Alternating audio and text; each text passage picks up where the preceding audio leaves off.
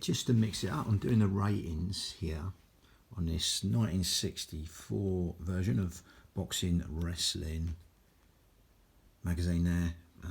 It's got these top 50s, so it's just so the boxing doesn't take all the while. I'm whipping back to my 1953, May 1953 version to mix up the wrestling and just have that link with the boxing. So you've got Primo Carnera, Yamblin Alp. He was, he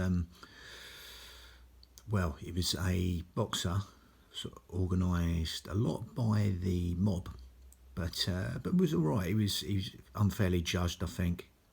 But he fought some names, in the first few fights. I think they were fixes. But later on, that was while he was sort of progressing, and he was a fair enough fighter. But he was a world wrestling champion, show wrestling obviously, but he could do a bit.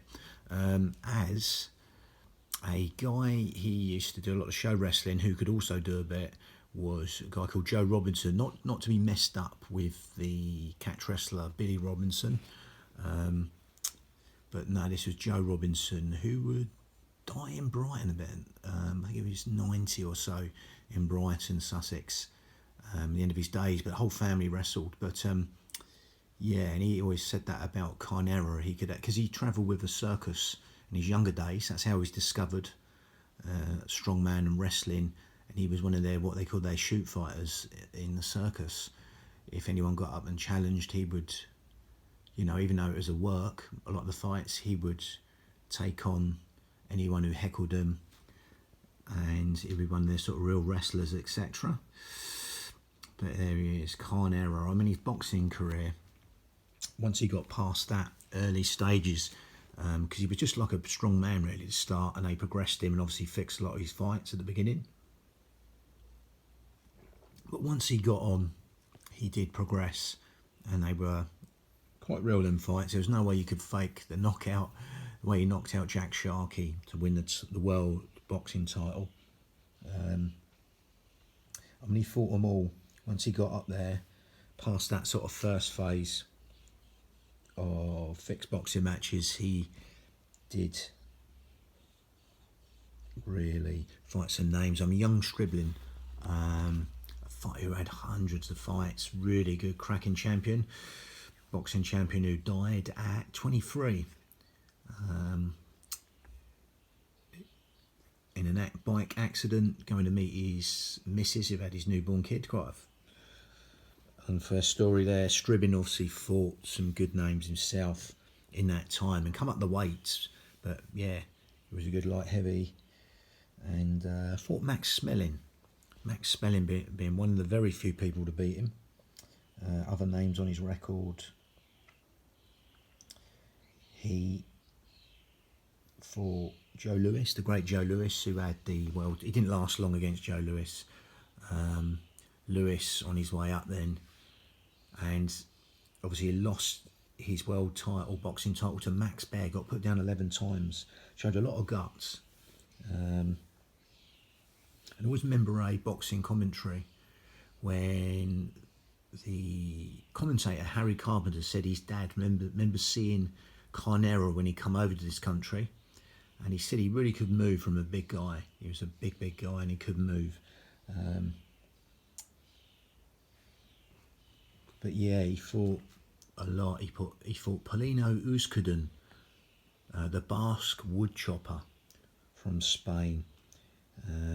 He was a guy who'd been around, had some names on his record.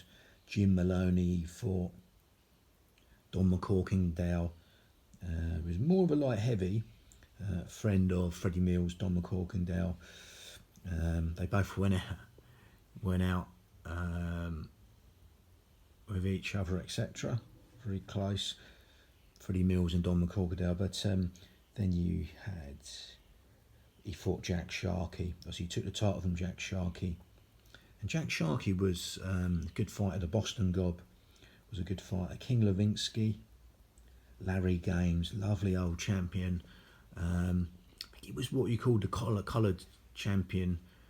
Sometimes at the fight, Joe Louis was only the second boxer in history to win the title as a coloured guy. He was the first since Jack Johnson. But again, more going into Carnera's career here. Larry Gaines had to win something called the coloured title, because again they were kept away, these guys, from good fighters, but kept away by the colour bar even up to this time, unfortunately. Larry Gaines, lovely old fighter. But yeah, loads of names. Had quite a long career, really. I mean, Stanley Parida, he fought. Ernie Scaff, bit unfortunate what happened with Ernie Scaffy just before he fought Max Baer. And he had a hard fight with Max Baer, Ernie Scaff. Then he fought Carnera, and Carnera for a jab in it. And again, it would end up a fatal for Ernie Scaff. But people always said it was the Max Baer fight that caused that. Joe Louis, I mean, he didn't mess around with the ambling out. And Walter Nazel from Germany. Yeah, you've got quite a few names, and obviously George Godfrey was another one. I'm not too sure if he beat George Godfrey. Again, another cracking fighter, George Godfrey. And going off on a different line here, George Godfrey was another coloured heavyweight champion. 80 odd knockouts as a hit in the heavyweight division, but yeah, cracking old champion. But he fought Carnera, and it was a bit of a dodgy. He got disqualified. I don't think Carnera would have beat Godfrey. I think it was a bit of a work, that one. But again, not taking anything away from Carnera. Again, as I say, he could actually properly wrestle, even though he did the show stuff there, the ambling Alp, and even tried to sue a film that sort of used him as his. It didn't say him, but it was sort of suggested that it might be him, that some of his fights were fixed. But again, like I say, a lot of his fights that he won, you could definitely say they weren't works. He definitely won them. So again, he deserves his due there. And again, it's called Judo Chop. Jack Terry forces Jack Kaiser over the ropes there. And Whipper Watson has Aussie Fred Atkins in a tough sleeper hold, or Haddock Jimmy, we call it, or naked stranglehold now, but sleeper hold, whatever you want to call it. But again, so I'm going to go to the boxing ratings just to mix that. So it is boxing and wrestling, but I'm the last of this and just only got the boxing ratings to go. So I'm going to go to lightweight. So we start with Smooth as Butter. His nickname, Jose Napoles. Jose Napoles from Mexico. And again, he ended up getting beaten by our John H. Stracey. At the end of his reign, had a good old reign there. It's about 7 years-ish going up that way. Jose Napoles. Carlos Hernandez, number 2. Oh, sorry, the champion is Carlos Ortiz there. Cracking fighter. And again, there was always that match that was meant to be made with Duran, but it never got made. And Duran just beat Ken Buchanan, and it was going to be made Duran v Ortiz. It was at the end of his career, Ortiz.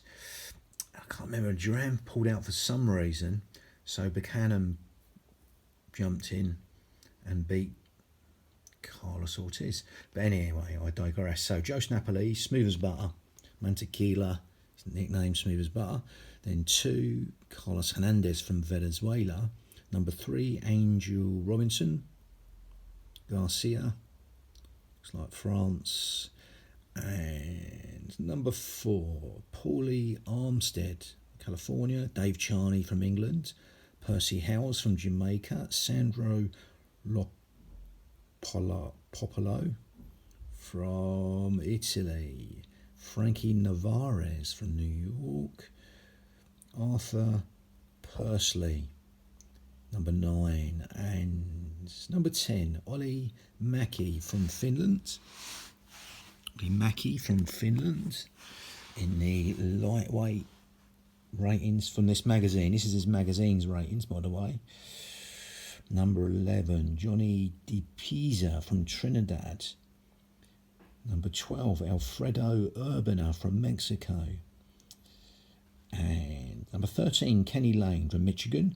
Again, there would be a Kenny Lane years later. I swear it was Kenny Lane that finished Jim McDonald's career off in the modern times, or, you know, a few years ago, not in these times, quite a few years ago, actually, but not back in the 60s. So again, I digress again, the great Nicolino Locce. And again, he was a masterful fighter, one of the best defences I've ever seen. But he didn't train. He really didn't train at all. But again, his defence was a chain smoker. There's a rumour that he smoked in the corner once. His cornerman let him out of a fag. I don't know how true it is. Supposedly that happened. Wouldn't surprise me. Nicolino Locce, he beat Cervantes. People like that. So he's number 15 here. Valerio Nunes from Argentina, number 15. Number 16, Tristan Falfan from Argentina. Number 17, Dagoberto Gutierrez from Argentina. Number 18, Jose Luis Cruz from Mexico. Number 19, Chico Velez. Number 20, Conny Rudhoff from Germany. Number 21, Willy Quator from Germany. Number 23, Sebastião Nascimento from Brazil. 24, Michel Galluti from Italy. Number 25, Doug Valiant. And then All Bones Joe Brown. So Joe Brown, yes. So not Jackie Brown, Joe Brown, yeah. There's a Jackie Brown, a good fighter, but nothing to do with him. He was a lot lighter. So Joe Brown, number 26. Number 27, Abel Ludonio from Argentina. 28, Raul Villalba. 29, Vincent Dorado from Argentina. 30, Pedro Benelli from Argentina. 31, Raul Soriano from Mexico. 32, Gilberto Biondi from Italy. 33, Maurice Cullen from England. 34, Omar Gottifred from Argentina. 35, Guidano Campari from Italy. 36, Dave Coventry from England. 37, Levi Maddy from South Africa. And 38, Carlos Sao Cruz from Dominican Republic. 39, Carlos Capella from Argentina. 40, Oscar Vargas from Argentina. 41, Dion Murphy from New Zealand. 32, Valmore Anez from Venezuela. 43, David Floyd from Australia. 44, Henry Dominguez from Texas. 45, Vic Andretti from England. 46, Graham Dicker from Australia. 47, Georges Payen from France. 48, Carlos Celes from Mexico. 49, Kimpo Amarfio from Ghana. 50, Ted Whitfield from Massachusetts. So you're going to start on the feathers. The great Vincent Salvador, the champion. He fought Howard Winston, cracking little Welsh fighter called the Welsh Wizard. Ismael Laguna from Panama fought, he's number 1 here, fought Ken Buchanan twice. And there's a story about Duran watching him on his way up, Laguna. he was in the crowd and that inspired him. Because obviously they're both from Panama. But again, the fight with him never really happened. I think he sort of retired and then never happened. Sugar Ramos from Mexico, number 2. Number 3, Don Johnson from California. There he is, the Welsh wizard. Howard Winston from Wales, number 4. Had a few fingers missing from an accident, but still could punch. Obviously. 5, Antonio Herrera from Colombia. Number 6, Joe Rafiu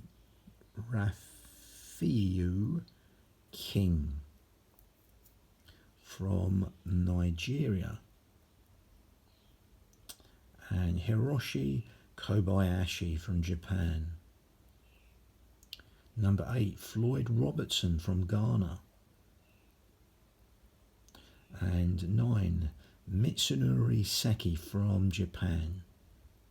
Number 10, Delfino Rosales from Mexico. I'm going to leave it there. So that's the end of that video.